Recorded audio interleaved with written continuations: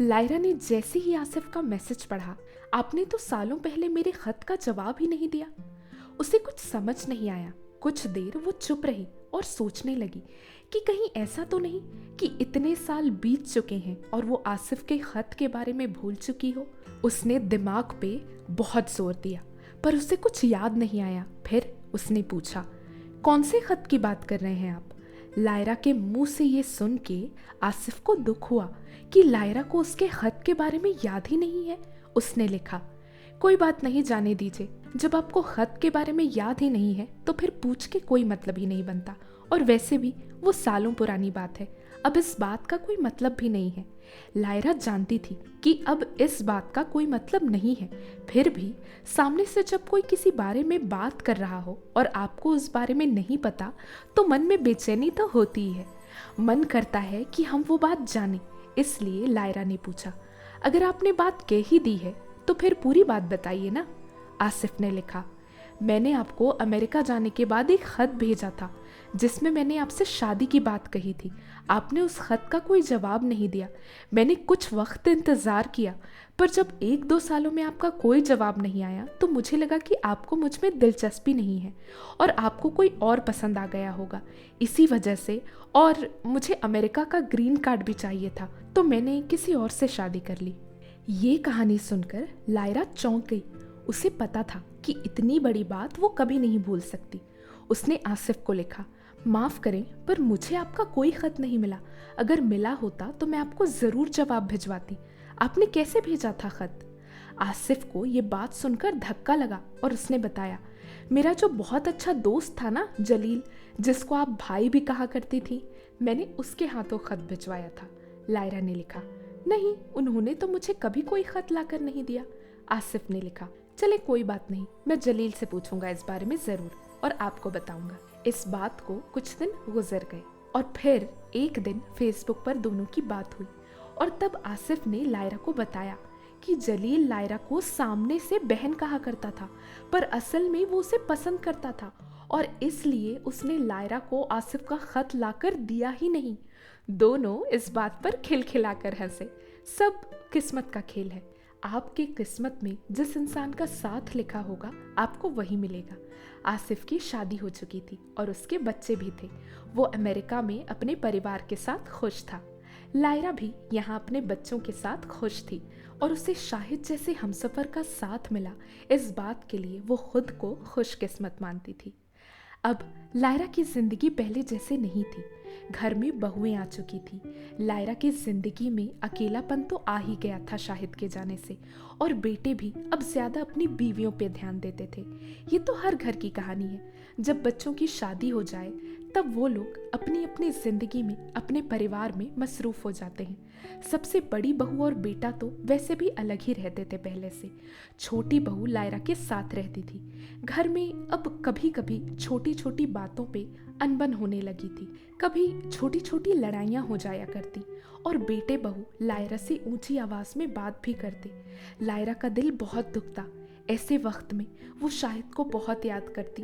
उसे लगता कि अगर शाहिद इस वक्त होता तो किसी की हिम्मत नहीं होती उसका दिल दुखाने की। हर कोई जिंदगी अपने तरीके से जीना चाहता है, तो लायरा की बहुएं भी वैसी ही थी। अपनी मर्जी से अपना हर काम करना चाहती और अपनी मर्जी से अपनी जिंदगी जीना चाहती थी। लायरा की शुरू से आदत थी सुबह 4 बजे उठना, फिर अल्लाह की इबादत में बैठ जाना, फिर थोड़ी देर आराम करने के बाद अपने कामों में लग जाना। पर उसे अब अपनी जिंदगी अपने बच्चों के हिसाब से जीनी पड़ रही थी। वो अपने घर की सफाई का, अपने पहनावे का और ऐसी बहुत सी चीज़ों का खूब ख्याल रखती थी, पर अब उसे अपने बहू बेटों के मूड के हिसाब से चलना पड़ता और इसलिए वो अपने दिन के सभी कामों में बदलाव लाने लगी। इस बीच लायरा के लिए रिश्ते भी आने लगे आदमियों के। वो अब भी देखने में बहुत खूबसूरत थी और सब जानते थे कि अब वो अकेली है तो लोग उसके पास आकर उसका हाथ थामना चाहते, पर लायरा हर किसी को इनकार कर देती। लायरा की जितनी उम्र थी वो उससे छोटी दिखाई देती थी। जब कोई उससे उम्र पूछता और वो अपनी असली उम्र बताती, लोग उससे कहते कि वो झूठ बोल रही है। एक बार एक आदमी लायरा के पीछे ही पड़ गया। उसने लायरा से कहा, आप बस हाँ कर दें और मैं आपको दुनिया की सारी खुशी देने को तैयार हूँ। लायरा ने उसे भी मना कर दिया और कहा, मुझे जिंदगी में बस एक दफा ही शादी करनी थी और वो हो गई। अब मैं अपनी जिंदगी दूसरों के लिए जीऊंगी, उनकी खिदमतों में खुद को मसरूफ रखूंगी। शाहिद 5 साल कोमा में रहा और उसके बाद इस दुनिया से चला गया। आज लायरा को 10 साल हो चुके हैं तन्हाई में जीते हुए। लायरा ने अपनी जिंदगी अपने शौहर के और अपने बच्चों के खिदमत में लगा दी, फिर भी उसे जिंदगी के इतने साल तन्हा गुजारने पड़े। तन्हाई उम्र तो नहीं देखती और प्यार भी उम्र तो नहीं देखता। इंसान की चाहे कोई भी उम्र हो, हर किसी को मोहब्बत करने का और खुश रहने का हक है। कोई भी इंसान तन्हा नहीं रहना चाहता। आज जब लायरा अपनी जिंदगी के बीते लम्हों को देखती तो उसे ये एहसास होता कि उसने कभी अपने लिए तो कुछ किया ही नहीं, अपनी जिंदगी जी ही कहाँ उसने। और ये सब सोच के उसे लगता कि शाहिद के बाद उसे किसी का हाथ थाम लेना चाहिए था, उसे कभी अपने बारे में भी सोचना चाहिए था। आजकल ये हर घर में सुनने को मिलता है कि जब बच्चे बड़े हो जाते हैं तो उन्हें अपने माँ बाप की कदर नहीं रह जाती। बच्चे ये भूल जाते हैं कि जो उनके माँ बाप का आज है वो उनका कल होगा। लायरा के बेटों का बर्ताव भी उसकी तरफ बदलने लगा था। कभी कभी वो लायरा को ऐसी बातें सुना जाते जो उसे सीधे दिल पर आके चुभती। लायरा अपने बच्चों की तकलीफों में भी मदद करती। जब वो परेशान होते तो लायरा भी परेशान हो जाती। माँ का दिल है ना, वो तो बच्चों के लिए धड़केगा ही। तब लायरा सोचती कि जिन बच्चों की खिदमत में उसने अपनी पूरी जिंदगी लगा दी, आज वो बच्चे उसका दिल दुखा रहे हैं। ऐसे लम्हों में उसे और अपनी तन्हाई का एहसास होता और उसे अफसोस होता कि क्यों उसने अपने बारे में नहीं सोचा और किसी और का हाथ नहीं थाम लिया। उसने शाहिद के जाने के बाद अपने बच्चों के बारे में सोचा और ऐसा नहीं किया, और आज वो ही बच्चे उसकी आंख में आंसू ला देते हैं।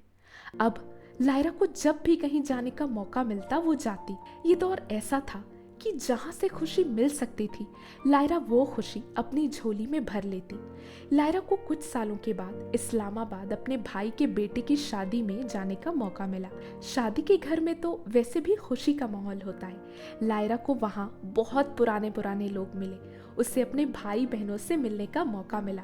परिवार के बहुत से लोग शादी में आए थे। लायरा सबसे मिली और सबसे खूब सारी बातें की। सबके साथ अपने गम बांटे, खुशी बांटी और अपना दिल हल्का किया।